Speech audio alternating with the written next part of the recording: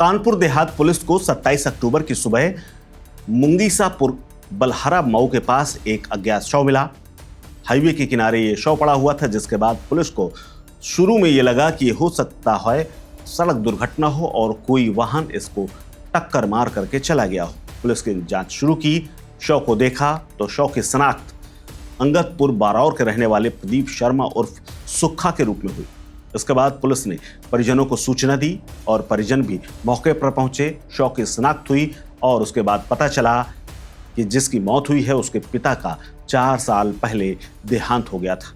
घर में उसके मां थी और वो भी रिश्तेदार के घर गई हुई थी। इसके अलावा बुजुर्ग बाबा जो कि उसे बहुत प्यार करते थे, बुजुर्ग बाबा जगदीश नारायण ने जब पोते को देखा तो वो बिलख पड़े और उसके बाद उन्होंने उसे एक्सीडेंट मानने से तत्काल इनकार कर दिया और पुलिस को यह कहा कि हो न हो इसके पीछे कोई बड़ी साजिश, क्योंकि वो घर के हालात से पूरी तरह वाकिफ थे। बाबा को कहीं ना कहीं यह शक था कि प्रदीप के पिता की मौत के बाद मयंक नाम का जो युवक उसके घर में लगातार आ जा रहा था, आखिरी बार वो उसके साथ ही दिखा था। ऐसे में हो न हो ये बात जो कि प्रदीप को पसंद नहीं थी, उसका आना जाना घर में लगा रहता था, इसका विरोध भी प्रदीप कर चुका था। इसकी जानकारी भी बाबा को थी। इसी को आधार बना करके बाबा जगदीश नारायण ने पुलिस को तहरीर दी और उन्होंने सीधे तौर पर नामजद कराते हुए अंगदपुर के ही यानी गांव के ही मयंक और उसके भाई ऋषि कटियार पर हत्या का मुकदमा दर्ज करा दिया। इसके बाद पुलिस एक्टिव हुई और मोबाइल सीडीआर निकाली, जांच शुरू हुई तो एक के बाद एक ऐसे खुलासे हुए कि इस पूरे घटनाक्रम का मामला ही पलट गया। दरअसल मृतक के घर का एक मोबाइल नंबर उन आरोपियों के साथ लगातार बातचीत कर रहा था और ये मोबाइल किसी और का नहीं, मृतक प्रदीप की मां का था। लेकिन मां तो घटना वाले दिन रिश्तेदार के घर गई हुई थी। उसके बाद पुलिस ने उसे बुलवाया, थाने ले आई और पूछताछ शुरू की तो मामला ऐसा खुला जिसके बाद पुलिस भी दंग रह गई। इस श्रद्धा नरेंद्र पांडे ने इस पूरे मामले का खुलासा करते हुए मास्टरमाइंड मां ममता को बनाया है। जी हां, मां जिसने प्रदीप को पैदा किया उसी ने उसका कत्ल कराया था। मैम जो है एक हत्या का खुलासा पुलिस ने किया है, क्या मामला है और किस वजह से हत्या हुई है? देखिए, ये प्रदीप उर्फ सुक्खा 22 वर्षीय निवासी था, थाना बारौर क्षेत्र का रहने वाला था। ये लड़का आंध्र प्रदेश में अपना ठेला गोलगप्पे वगैरह का चलाता था और दीपावली पे कभी कभी घर आता था। अब इस लड़के का रिश्ता अपनी माँ से उतना अच्छा नहीं था। ये जब भी आता था बाबा के पास ही आता था।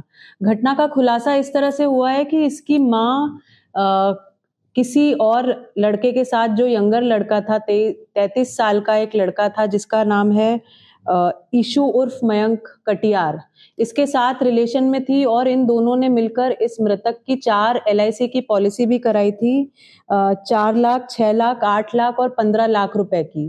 ममता ने पुलिस के सामने कबूल किया कि करीब 4 साल पहले पति की मौत हो गई थी। उसके बाद पड़ोसी मयंक उर्फ ईशु से उसके प्रेम संबंध हो गए थे।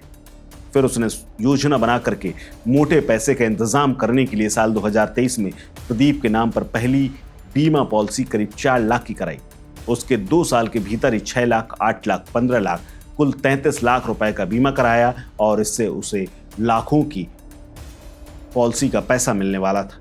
नॉमिनी खुद होने के कारण उसे ये कंफर्म था कि बीमा क्लेम करने के बाद उसे पैसा मिल जाएगा। इसीलिए उसने प्रदीप को मर्डर के बाद हत्या के तौर पर दिखाने की पूरी प्लानिंग कर रखी थी।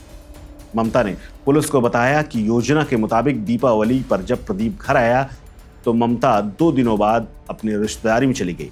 हालांकि गांव के कुछ लोगों ने पुलिस को यह भी बताया और बाबा ने भी बयान दर्ज कराया कि मयंक और ऋषि ने अपनी गाड़ी में प्रदीप को साथ ले जाने की जिद की थी, जिसके बाद वो उनके साथ चला गया था। इसीलिए बाबा ने इन दोनों का नाम ही मुकदमे में स्पष्ट रूप से दर्ज कराया था। हालांकि पुलिस के खुलासे में पता चला कि बीमा के लाखों रुपए के लालच में मां ने प्रेमी और उसके भाई के साथ अपने ही बेटे को मरवा दिया था। 26 अक्टूबर को प्रेमी और उसके भाई की मदद से बेटी के हथौड़े से सिर पर वार करके हत्या करा दी थी और उसके सिर को कुचवा दिया था। उसके बाद सड़क किनारे फेंक करके इसे हादसा दिखाने की पूरी तैयारी कर रखी थी। गुरुवार को गिरफ्तारी के बाद हत्या आरोपित मां ने ये पूरा खुलासा करते हुए कहा कि योजना बना करके वो रिश्तेदार के घर चली गई थी ताकि पुलिस को उसके ऊपर शक ना हो बेटे का शव मिलने पर वो गांव वापस लौटी। इसके साथ ही बीमा की रकम मिल जाने के बाद प्रेमी के साथ भाग करके कहीं और घर बसाने और नई जिंदगी शुरू करने का सपना उसने देख रखा था और इसीलिए उसने प्रेम संबंध में बाधक बन रहे अपने बेटे की ही जान ले ली थी। तो इनकी कार्य योजना ये थी कि हत्या करके हम इसे रोड पर इस तरह से इसके शरीर को रखें कि ये एक्सीडेंट लगे।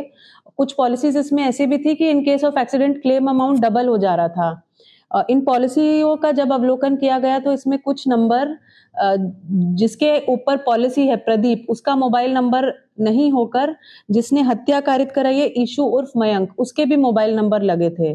तो इसी घटना का खुलासा हमारी थाना टीम बरौर ने किया है और जो अक्यूज्ड है, सारे तीनों अक्यूज्ड को हमने पकड़ लिया है। पुलिस मुठभेड़ भी उसमें हुई है। जो जिस वेपन से उन्होंने घटना को कारित किया था वो भी रिकवर हो चुका है और इसमें कुल मिला के एक अच्छी कार्रवाई थाना पुलिस बरौर जनपद कानपुर देहात द्वारा की गई है। हत्या की क्या प्लानिंग की गई थी, क्योंकि सब जो है उसमें गाड़ी से ले जाके अपहरण कर बताया इसमें मृतक को जो है ये लोग वैगन आर से एक जगह ले गए। दीपावली पे मृतक आंध्र प्रदेश से यहाँ आया था अपने गांव में बाबा के पास और इसको शराब पिला करके अन्य चीजें करने के बाद हथौड़े से इसकी हत्या की गई, जिसके बाद इसको रोड पर फेंक करके ये दिखाने की कोशिश थी कि ये एक्सीडेंट में खत्म हुआ है। इस खबर को लेकर के क्या सोचते हैं आप हमें कमेंट बॉक्स में कमेंट करके जरूर बताएं। नमस्कार। Subscribe to One India and never miss an update. Download the One India app now.